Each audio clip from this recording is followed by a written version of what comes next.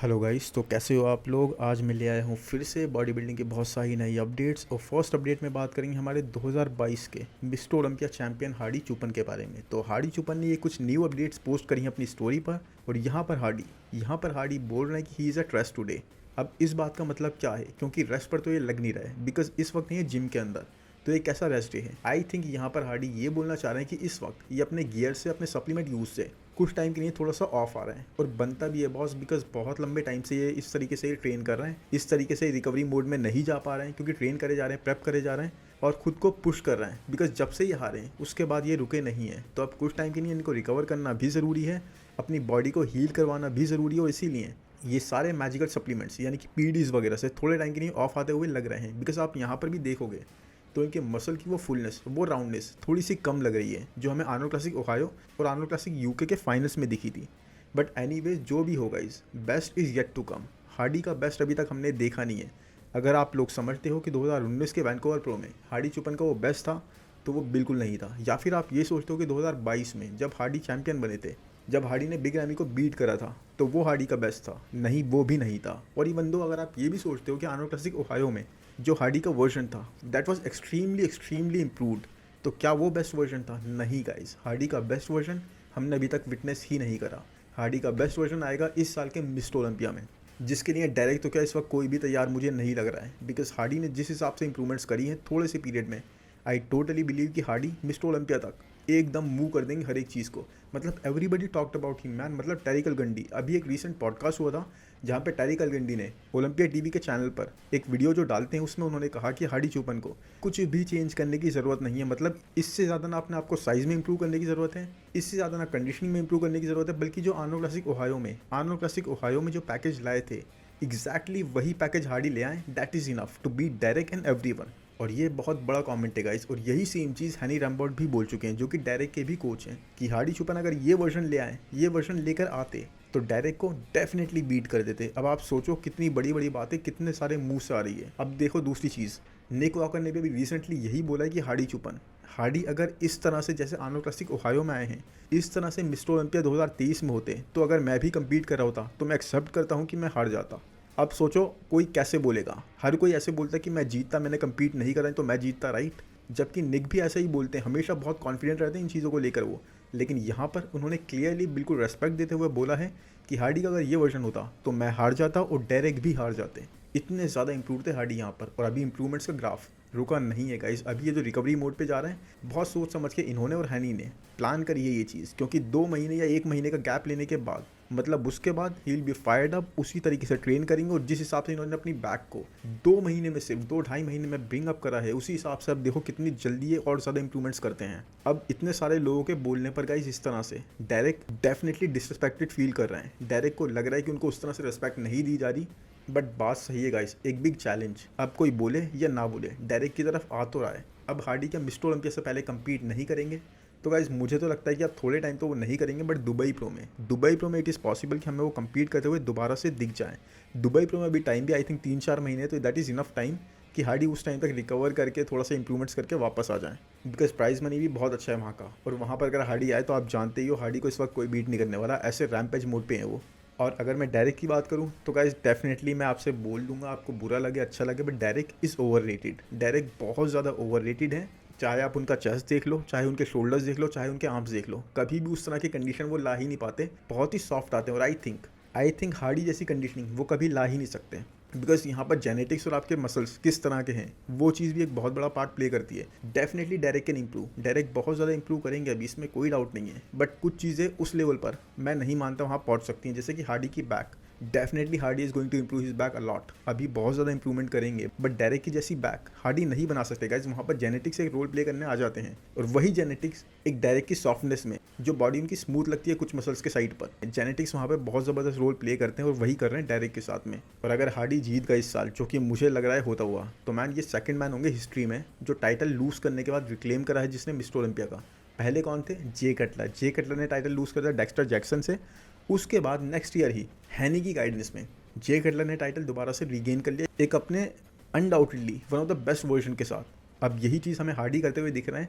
अब आप बोलोगे कि आर्नोल्ड ने भी ये करा था। गाइज यस, आर्नोल्ड ने जाने के बाद वापस से दोबारा टाइटल रिक्लेम करा था, बट आर्नोल्ड हार के नहीं गए थे। आर्नोल्ड जब थोड़े टाइम के लिए गए थे बॉडी बिल्डिंग से दूर तो वो जीत कर ही गए थे, उसके बाद उन्होंने कम्पीट नहीं करा और दोबारा आकर फिर से जीत लिया। तो बात में डिफरेंस है यहाँ पर।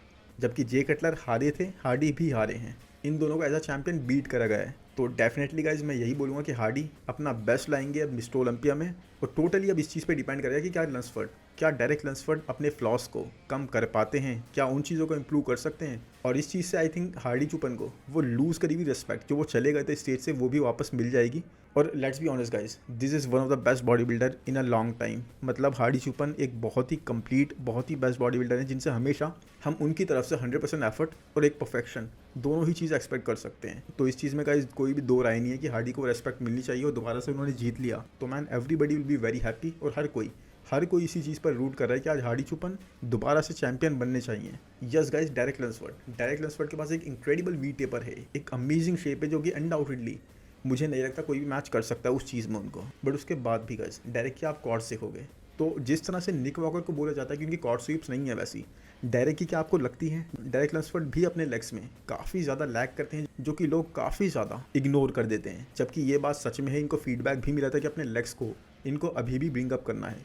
उसके बाद दूसरी चीज़ कंडीशनिंग का मार्क फ्रंट से, बैक से तो पूरा परफेक्शन है लेकिन फ्रंट से वो मिस हो जाता है गाइस, उस तरह का नहीं होता। चलो ठीक है, हम उसको भी मान लें। तो प्रपोर्शंस वाली बात जो आ जाती है आपके बैलेंस वाली, वो बैलेंस कैसा रहेगा जब आपकी बैक इतनी सुपीरियर लेवल पर कंडीशन हो और फ्रंट से आप सॉफ्ट हो, वाटरी लग रहे हो। तो ये सारी चीज़ें मिलकर गाइस एक बहुत बड़ा ना क्वेश्चन रेज कर देती हैं। बाकी पॉलिटिक्स, मैंने पहले जब मिस्टर ओलंपिया से पहले एक वीडियो बनाया था उसमें मैंने ये भी बात कही थी कि डेरेक के जीतने में पॉलिटिक्स भी एक बहुत बड़ा रोल प्ले कर सकती है। और ये एब्सोल्युटली आप लोग बिलीव करोगे, डेरेक लंसफोर्ड कैन स्पीक इंग्लिश, इनकी अपनी लैंग्वेज है वो। दूसरा, ये यूएस में है, हमेशा प्रमोट कर सकते हैं ब्रांड को। इनके साथ पॉडकास्ट कर लो आप, मिस्टर ओलंपिया को कितना प्रमोट करा लो, आईएफबीबी को प्रमोट करा लो, कुछ भी करवा लो। जबकि हार्डी के साथ ये सिचुएशन नहीं है गाइस, कहाँ वो ट्रांसलेटर को लेकर घूमेंगे। तो यही चीज़ थी एक पॉलिटिक्स वाली। लेकिन अब मुझे लगता है कि हार्डी को इस वक्त रोकना is going to be very difficult even for the IFBB team. बहुत डिफिकल्ट होगा हार्डी को रोकना जिस तरह से वो इंप्रूव होकर आ रहे हैं। बाकी एनीवेज चलते हैं नेक्स्ट अपडेट पर। और नेक्स्ट अपडेट में मैं बात करूंगा गाइस मैं राफेल ब्रांडो की, जो कि इस वक्त है 1.5 week out Arnold classic Brazil से। यस गाइस, देखो पता भी नहीं लगा, आर्नो क्लासिक ब्राज़ील बिल्कुल आ गया। अभी आर्नो क्लासिक ओहायो हुआ था, फिर यूके हो गया और अब ब्राज़ील। उसके बाद देखो न्यूयॉर्क प्रो, डिट्रॉय प्रो, काफ़ी सारे शोज ना लाइनअप में भरे पड़े हैं। तो ये साल तो पूरा बहुत ही इंक्रेडिबल गुजरेगा क्योंकि हर एक शो बहुत ही कंपेटिटिव होने वाला है। बाकी अगर राफेल ब्रांडो की बात करें तो इस वक्त गाइस इन अपडेट्स में ये हैं 270 पाउंड के आसपास। इन्होंने ये अपडेट्स अपने कोच के साथ शेयर करी थी एंड इनके कोच ने जो इनको फीडबैक दिया that was very very positive. तो इस चीज़ से राफेल ब्रांडो बहुत खुश हैं। और 270 पाउंड गाइस, वो भी एक फ्लैट और डिप्लीटेड मोड में। मतलब जो लोग कह रहे थे ना कि राफेल ने बहुत ज़्यादा मसल मास ऐड नहीं करी, आप सोचो 270 पाउंड ये ऑलरेडी है गाइस, वो भी फ्लैट मोड में। तो जब ये फिल करेंगे अपने मसल्स को, जब ये कार्ब अप करेंगे तो इजीली गाइस 283 पाउंड, मतलब 13 से 15 पाउंड ईजिली इनका फ्रेम और ज़्यादा बड़ा लगेगा, फुलर लगेगा और हैवियर लगेगा। तो आप सोचो गाइस 270 पाउंड्स, और ये अभी भी इतने लीन 270 पे हमें इसलिए लग रहा है बिकॉज राफेल ब्रांडो की हाइट बहुत अच्छी है। मतलब सैमसन लॉडा के comparatively I think same he height है। तो हाइट भी एक बहुत बड़ा रोल प्ले करती है, इसीलिए 270 पाउंड्स एक वेट आपको उतना मैटर नहीं करेगा यहाँ पर। बट आपके प्रपोर्शंस, आपकी सिमेट्री, आपका शेप, आप कितने फुलर साइड पे लग रहे हो, वो चीज़ मैटर करेगी। और राफेल उस चीज़ में मैन किसी को कोई मौका नहीं देने वाले। Very very improved he is looking. And ये पूरी तरह से ना अपनी वेव को, राफेल वाली आर्मी वाली वेव को जो राफेल लेकर आए हैं इस वक्त अपने ओहायो के पैकेज के बाद से, उसको पूरी तरह से राइड करने वाले हैं। बाकी आई थिंक ये one of the most improved athlete हैं। वन ऑफ द मोस्ट क्या मतलब सबसे ज़्यादा इंप्रूव्ड एथलीट हैं जो एक गैप के बाद आए हैं और 2024 में हमने अभी तक विटनेस करा है। राफेल जितनी इंप्रूवमेंट्स मेरे हिसाब से कोई भी गैप के बाद नहीं करके आया। एंड आर्नो क्लासिक ओहायो इनका बेस्ट वर्जन नहीं था गाइस, जैसे कि हम हार्डी का बोल रहे हैं वैसे ही इनका भी। वो तो इनका ट्रायल शो था, एक कमबैक शो, मतलब उसमें तो ये ऐसा था कि ये बस वापस आए थे। अब उस फिजिक में काफ़ी ज़्यादा और चीज़ें फिक्स करेंगे और फिर देखो अब यहाँ पे ब्राज़ील में आपको कैसा पैकेज दिखेगा। Definitely I am looking forward to it. और मुझे पक्का पता है कि ये ब्राज़ील में ओहायो से कहीं बेटर आने वाले हैं। और मिस्टर ओलंपिया में एक टॉप 6 टॉप 5 फिनिश इस साल राफेल की है। तो जिसकी भी प्लेसिंग को फ़र्क पड़ना है मैन, सोच लो, प्लेसिंग बचा लो, but Rafael is not going to stop. ये तो प्लेसिंग लेके रहेंगे टॉप 6 या टॉप 5। अभी से मैं बोल रहा हूँ, स्पॉइलर समझ लो, इसको कुछ भी समझ लो, लेकिन टॉप 6 या टॉप 5 राफेल की आने वाली है इस साल। इस साल जितना ये मोमेंटम बड़ा लेके जा रहे हैं मेरे हिसाब से और कोई नहीं लेके जाएगा। हर किसी की नज़रें इन पे हैं, हर जज, हर कोच, हर ट्रेनर इनकी बात कर रहा है और सच में यही एक्सेप्ट कर रहा है कि इनके कोई भी पोज वीक नहीं है। हर पोज में ही इज़ वेरी गुड। और इतने ज़्यादा एस्थेटिक, इतनी ज़्यादा लाइंस, इतनी ज़्यादा fullness, muscle hardness, density, everything guys, कोई भी चीज़ कमी नहीं है। मतलब एक पूरा प्रॉपर बैलेंस लेके जा रहे हैं राफेल ब्रांडो।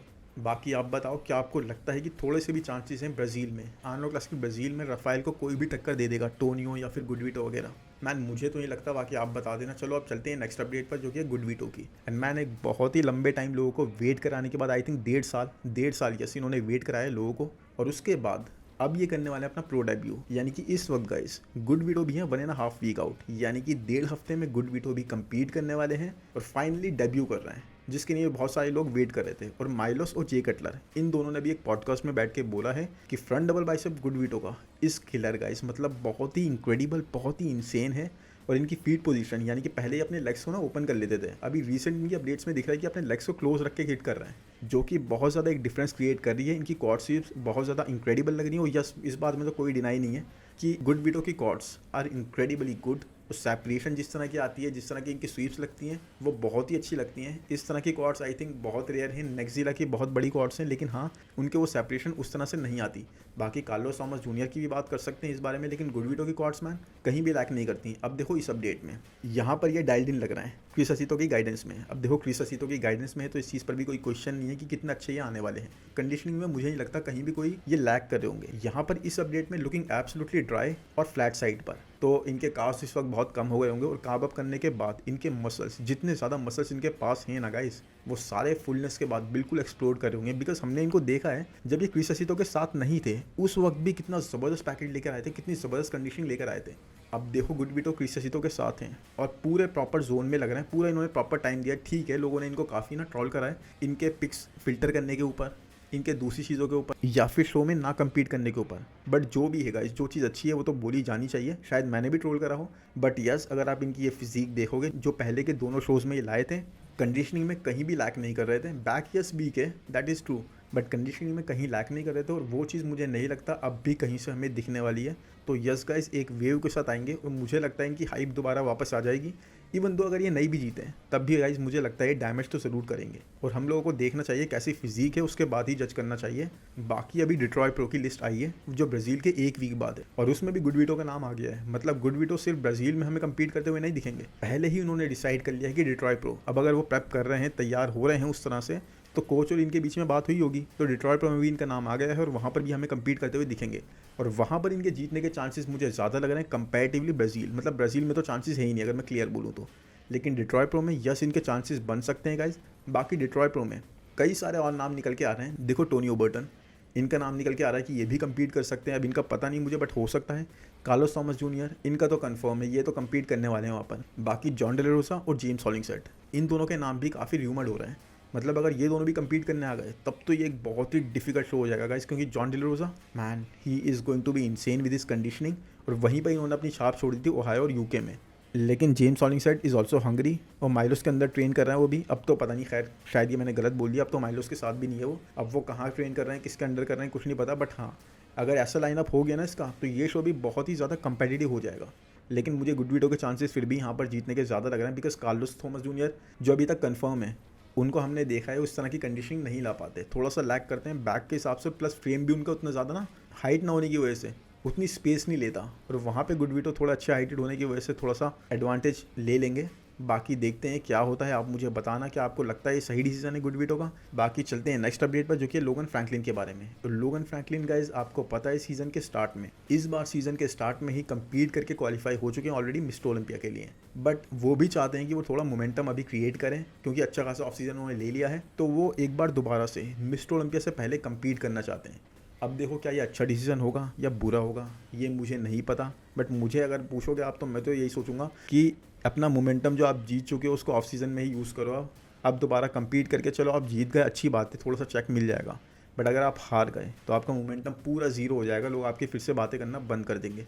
प्लस जब आप इतने टाइम से कंपीट नहीं कर रहेगा इस, तो आपके लिए ये बहुत नेगेटिव जाएगा। अब देखो फिजिक्स बहुत चेंज हो गई हैं, और अपना प्राइम, मैं साफ बोलूँगा, लोगन फ्रैंकलिन ने अपना प्राइम वेस्ट कर दिया है बहुत ज़्यादा साल कंपीट ना करके, कभी किसी रीज़न से कभी किसी रीज़न से। बहुत ज़्यादा इनके पास ना एक्सपोजर था, बहुत ज़्यादा लोग इनकी बात करते थे, एक पूरा मोमेंटम इनके पास ऑलरेडी था, बहुत हाइप थी इनकी, बहुत ज़्यादा इनकी फिजिक को पसंद करा जाता था। लेकिन खुद ही वेस्ट कर दिया इन्होंने बहुत साल कंपीट ना करके। अब देखो कोई भी रीज़न रहा हो, बट वो तो गया ना। और ऑनेस्टली बताओ कि आज के टाइम पर आपको लगता है रामोंडिनो, उड्स कैल्सिंस्की, ब्रियॉन एशली जो हमेशा इंप्रूव कर रहे हैं, वेस्ली विजर्स जो नया नया मोमेंटम क्रिएट कर चुके हैं, इन सब के सामने इनको मौका मिलेगा?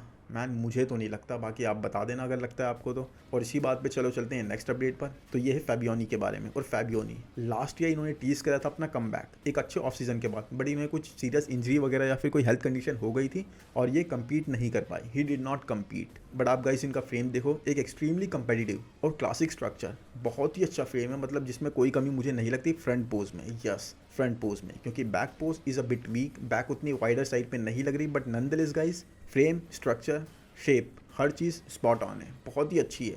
अब कंडीशन ये कैसे लेके आते हैं स्टेज पर वो नहीं पता ना। आई बिलीव गाइस, जहाँ तक मुझे याद है न्यूयॉर्क प्रो में कम्पीट करने वाले हैं क्लासिक डिवीजन में, यानी कि 6, साढ़े 6, 7 वीक बचे हैं अब उसमें, वहाँ पे हमें कम्पीट करते हुए दिखेंगे, उसी हिसाब से प्रेप कर रहे हैं। बट श्योरली गाइस ये एक ऐसा एथलीट है जिनके लिए लोगों को देखना ज़रूरी है, लोगों को तैयार रहना ज़रूरी है, और सच में इन पे आए रहेंगी बहुत सारे लोगों की, क्योंकि इनका जो कमबैक होगा और ये जिस तरह की फिजिक इस वक्त कैरी कर रहे हैं, हाइप तो बना सकते हैं। बाकी क्लासिक डिवीजन तो हो ही इतना कंपेटिटिव रहा है कि मैन कुछ नहीं बोल सकते, हर एक एथलीट एक से एक आ रहा है। और आई होप गाइस वीडियो आपको पसंद आया हो, पसंद आया है तो प्लीज़ लाइक कर दो यार। कमेंट्स में ज़रूर बताओ किसकी अपडेट्स आपको अच्छी लगी।